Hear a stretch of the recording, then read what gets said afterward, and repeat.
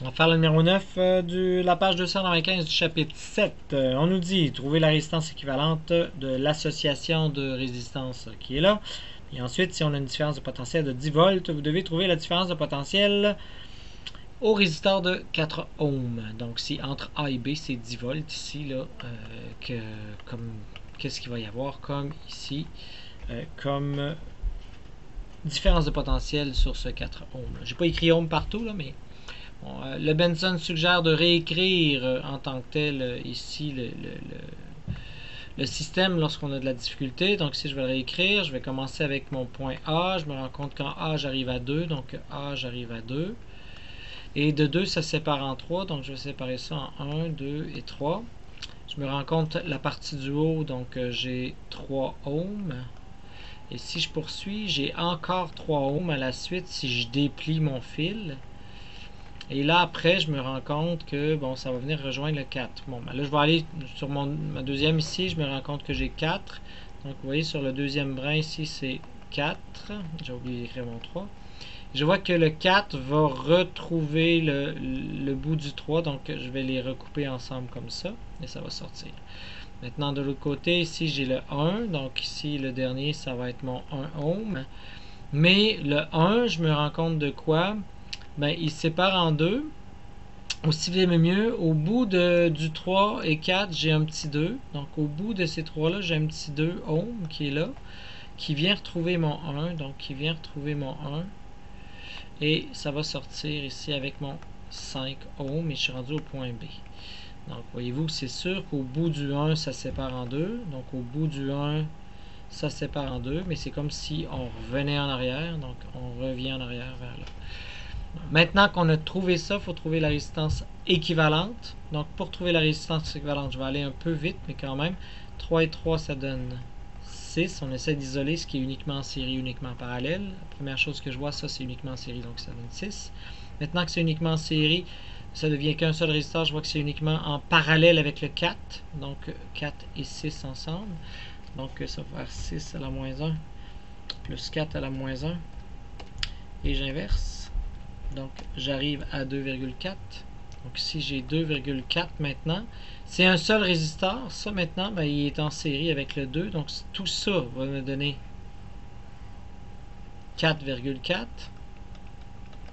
Et 4,4, je me rends compte que ça, c'est en parallèle avec mon 1 qui est tout seul là. Donc, mon 4,4 à la moins 1. Plus mon 1 à la moins 1, donc 1. Et ça, je l'inverse. Ça me donne 0,8148. Donc ça, 0,8148. Et de l'autre côté, j'ai 2 et j'ai 2 et j'ai 5. Donc ça va me donner 7,8148 ohms pour ma résistance équivalente. Ça, si j'ai 10 volts, ben je sais que delta V est égal à R fois I. Donc je vais pouvoir trouver mon I qui va être 10 divisé par ça. Donc je vais faire l'inverse de ça fois 10. Je vais trouver un courant de 1,279 96 ampères. Maintenant que j'ai trouvé mon courant, ben ici, ce que je vais être en mesure de faire, c'est que je vais être en mesure de trouver il y a combien de volts qui s'en va là, puis il y a combien de volts qui s'en va là, puis il y a combien de volts dans cette partie-là en bout de ligne.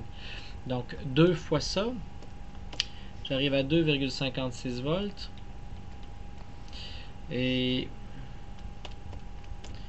6,40 ici, volts. Et puisque j'en ai besoin de 10 entre A et B, ça veut dire que je peux trouver la partie qui est au centre. Donc la partie qui est au centre.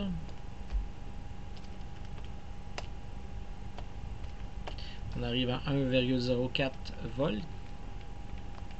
Maintenant que j'ai trouvé qu'il y a 1,04 volts, je sais que c'est 1,04 volts sur le 1 et sur tout ce qui est en haut. Donc là, je pourrais peut-être trouver déjà le courant qui est là. Ce que je sais, c'est que pour le 1 ici, je sais que delta V, n'oubliez pas, c'est R fois I.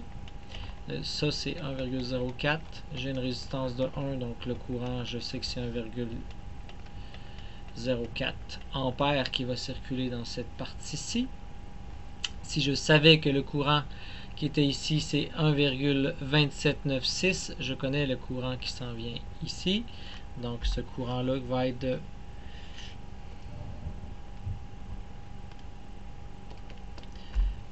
0,2377. Donc, 0,2377 ampères. Et puisque je connais le courant ici, je connais le voltage là. Et puisque je connais le voltage là, je vais pouvoir trouver le voltage qui est là, parce que je sais qu'ici, le voltage est de 1,04. Donc, allons trouver le voltage en faisant x2.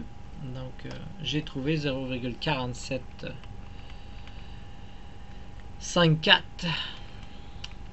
volts. Alors, si je fais moins 1,04,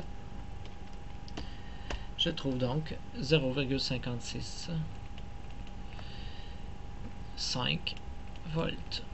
Donc, c'est la tension qui est sur ce résisteur-là et qui est sur les 2-3 ensemble, là, qui sont sur le 6 équivalent.